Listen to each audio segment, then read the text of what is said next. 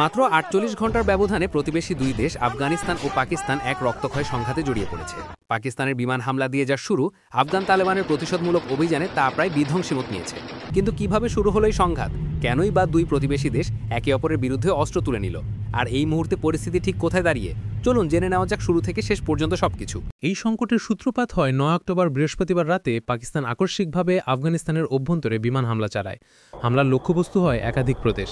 এমনকি তারা রাজধানী কাবুলের আকাশসীমাও লঙ্ঘন করে বিকট শব্দে যুদ্ধবিমান উড়িয়ে স্থানীয় জনগণের মধ্যে তীব্র আতঙ্ক সৃষ্টি করে। পাকিস্তান দাবি করে আফগানিস্তানের মাটি ব্যবহার করে তেহরিকে তালেবান পাকিস্তান বা টিটিপি তাদের দেশে সন্ত্রাসী হামলা চালাচ্ছে। সেই সন্ত্রাসীদের লক্ষ্য করেই এই হামলা চালানো হয়েছে।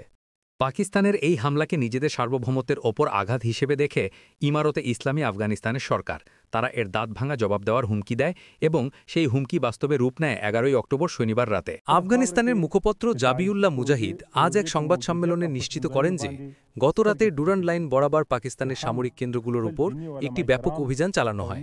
তিনি দাবি করেন এই অভিযানে আফগান বাহিনী ২৫টিরও বেশি পাকিস্তানি নিরাপত্তা চৌকি দখল করে এবং অন্তত ৫৮ জন পাকিস্তানি সেনা নিহত ও প্রায় ৩০ জন আহত হয়।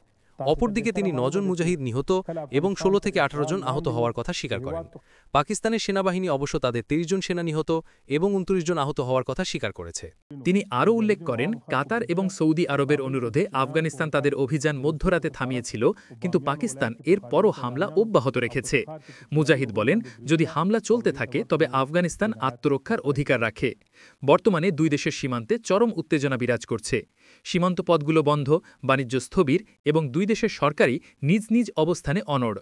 যদিও আন্তর্জাতিক মধ্যস্থতায় একবার অভিযান স্থগিত করা হয়েছিল, কিন্তু বিক্ষিপ্ত গুলির শব্দ এবং পারস্পরিক অভিযোগের কারণে পরিস্থিতি এখনও অস্থিতিশীল। এখন দেখার বিষয়, আঞ্চলিক শক্তিগুলোর কূটনৈতিক প্রচেষ্টা কি পারবে এই সংঘাতকে একটি পূর্ণাঙ্গ যুদ্ধের দিকে গড়িয়ে যাওয়া থেকে আটকাতে, নাকি দক্ষিণ এশিয়া আরও একটি অস্থিতিশীল পরিস্থিতির সাক্ষী হতে চলেছে।